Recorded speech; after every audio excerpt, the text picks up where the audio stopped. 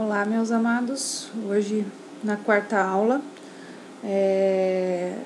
nós vamos abordar um tema que já abordamos, um conceito, na verdade, que já abordamos em nossa primeira aula, quando estávamos tentando definir o que era normalidade, né? Onde nós falamos um pouco sobre visão holística. Então, nós vamos falar sobre as características do ser humano dentro desta visão. E o que é uma visão holística? Significa observar ou analisar algo ou alguma área da vida de forma global, globalizada, ou seja, como um todo e não de maneira fragmentada. O holístico, a palavra holístico, ela vem do grego holos, que significa todo, né? Então, a etimologia da palavra já refere como todo. Segundo o paradigma holístico dentro da saúde, né, a saúde apresenta-se como abordagem global da pessoa. A doença, nessa visão, ela tem um caráter multifatorial. E o próprio tratamento deve alavancar a reposição do equilíbrio do corpo e do espírito. E não se deve, quando eu digo espírito, nós não devemos confundir o cunho religioso, não devemos levar, né, para o lado religioso, tá?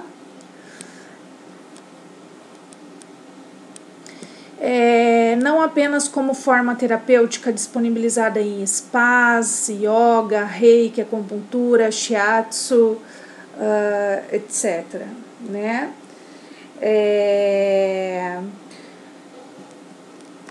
Mas procura ter uma visão global do paciente, levando em consideração diversos aspectos. Para isso, o médico precisará se aprofundar em temas distintos da medicina, se especializar em outras áreas, e para isso ele tem que demonstrar interesse, né, pelo paciente acima de tudo. O ser humano, ele tem sido deslumbrado cada vez de forma mais completa. Como nós falamos lá na nossa primeira aula, antigamente esse ser humano ele era visto biologicamente, de forma mais focal, né? Atualmente nós usamos muito esse termo biopsicossocial. E quem sabe, né, futuramente eu possa estar ministrando aulas e colocando como um termo usualmente mencionado um indivíduo biopsicossocial espiritual. Quem sabe no futuro eu possa estar ministrando e falando de uma forma corriqueira, né, utilizando esse termo de uma forma corriqueira. Em visita à Santa Casa com alunos, quando fomos, um médico, que eu não me recordo o nome, ele disse uma palavra simples, mas de uma profundidade para mim imensa, assim. Ele disse da seguinte forma, ele falou: aqui não tratamos a patologia, tratamos a pessoa, né? Então, isso é uma visão holística. Tratar a pessoa e não a patologia. O ser humano. O humano é um ser complexo que não pode ser fragmentado, uma área de sua fisiologia afetada. Então, não é a área de fisiologia dele, né? Qualquer área afetada que vai ser tratada separadamente dele, né? Essa área, ela vai causar danos a todos os sistemas, principalmente nas questões psicoemocionais. Então, eu gostaria que vocês pensassem, por exemplo, em uma pessoa acometida pelo câncer, né? Uma pessoa que é provedora de uma família, por exemplo. Vocês acreditam que ela, vamos supor que ela seja uma profissional autônoma, né? E ela está internada. Acredita que essa pessoa, pensando na esposa, nos filhos passando necessidade em casa, com a iminência da morte, estampada à porta, sem alguma alteração de humor, sem se sentir emocionada. Vocês imaginam uma pessoa com um embotamento em relação a esse cenário que eu desenhei para vocês?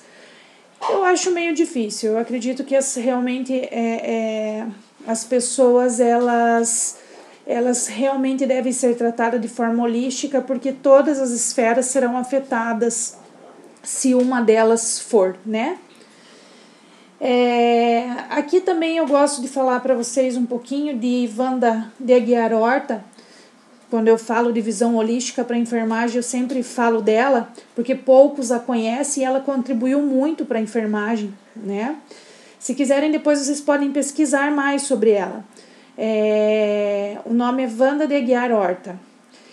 O que acontece? Ela era enfermeira, ela foi graduada em enfermagem lá em 1948.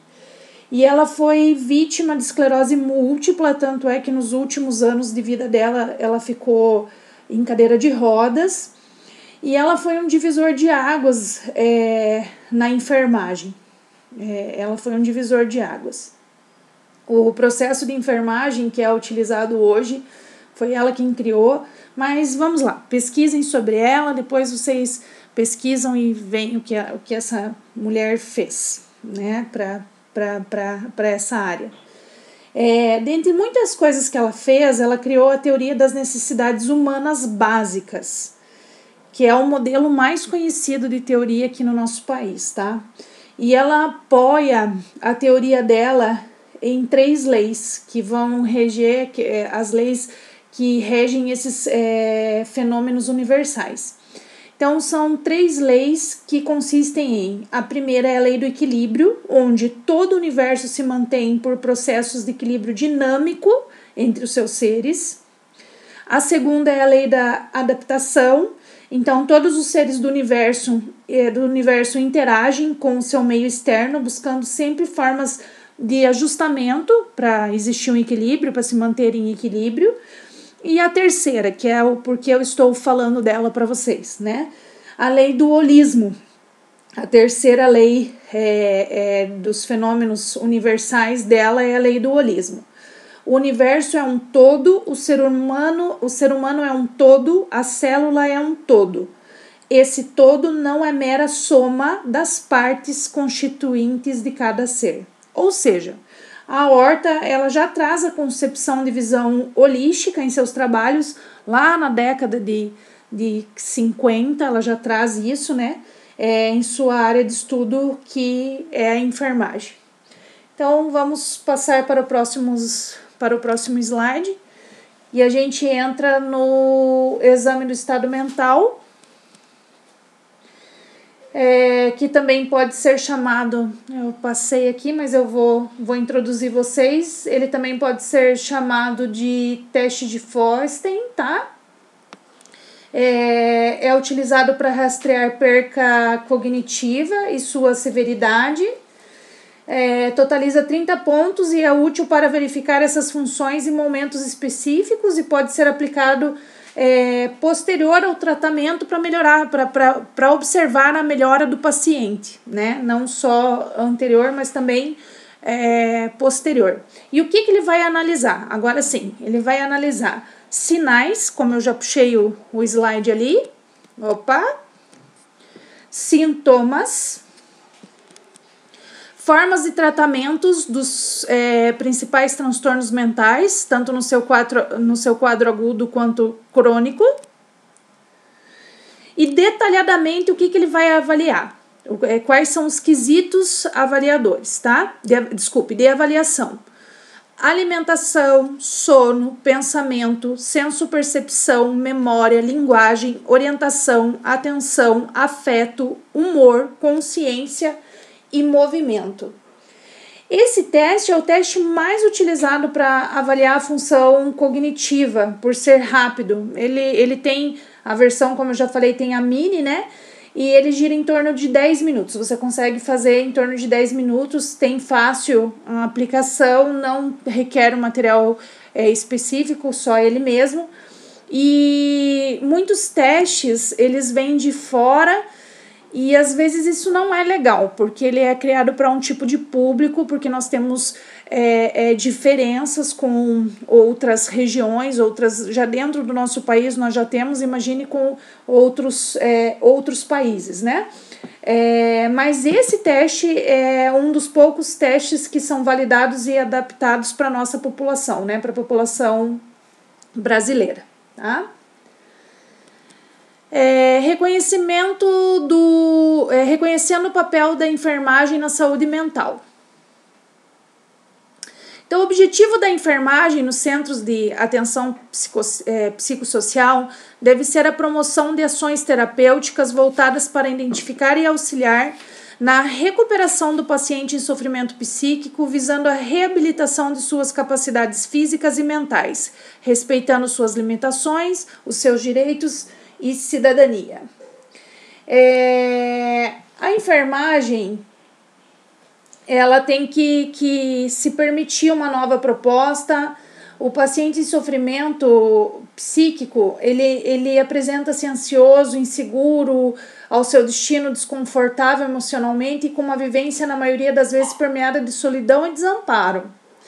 E aí, isso vinculado com o quê? Acompanhado com tratamentos invasivos, agressivos, dolorosos, né?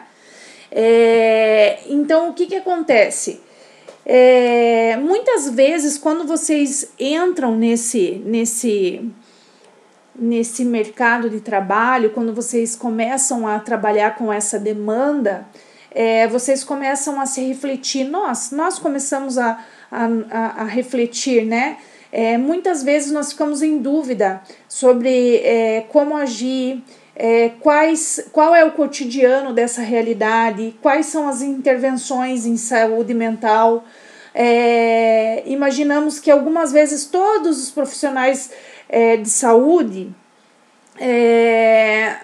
já tenham ficado inseguro. Eu, pelo menos, imagino isso, porque é um tema muito denso, é um caminho muito árduo. Quem trabalha nessa área tem que sempre estar em constante estudo, buscando constante conhecimento, né? E é provável que algumas situações profissionais já tenham se pego improvisando ou usando intuição ou bom senso para trabalhar. Isso pode ter ocorrido também, né? Realmente é uma demanda que nos traz muita insegurança.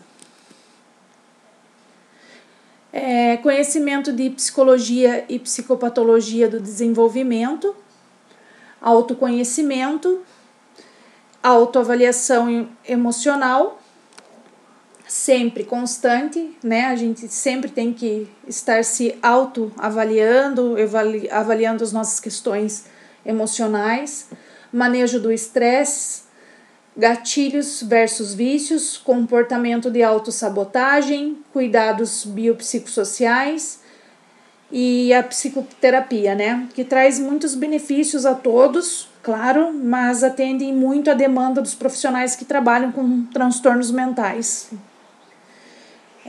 Passando adiante, chegamos aos fatores internos e externos da saúde mental.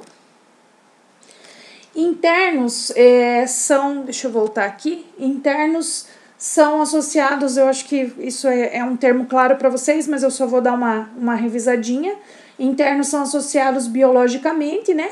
E os externos são os fatores estabelecedores culturais e de sociedade, né? Sociais envolvidos. Importância do lazer.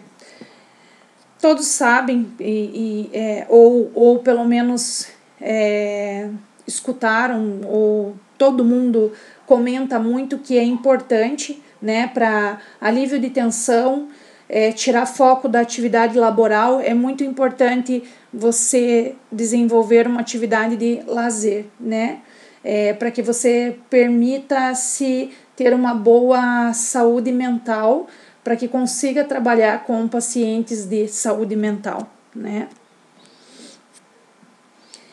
Em saúde mental e o trabalho, fatores externos e internos, é como já mencionamos em outros slides, né?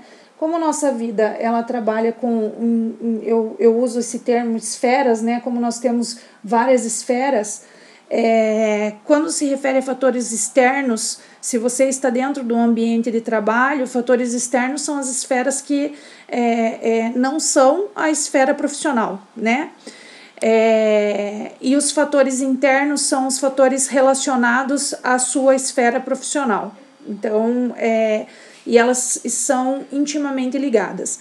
Então, se você está passando por uma situação de conflito dentro da sua casa, em seu cotidiano, infelizmente, você vai levar isso para o seu trabalho. Então, é inassertivo falar assim, deixe os seus problemas fora, né? Tem alguns chefes que comentam e dizem aos funcionários, deixe os seus problemas fora do trabalho. Mas, infelizmente, isso não é uma visão holística, né? Nós não somos seres fragmentados e não conseguimos realizar dessa forma. Então, para nós termos uma boa saúde mental, nós temos que ter lazer e temos que sempre estar exercendo manutenção sobre todas as nossas esferas da vida. Espero que tenha sido produtivo nossos estudos. Fiquem bem e até a próxima aula.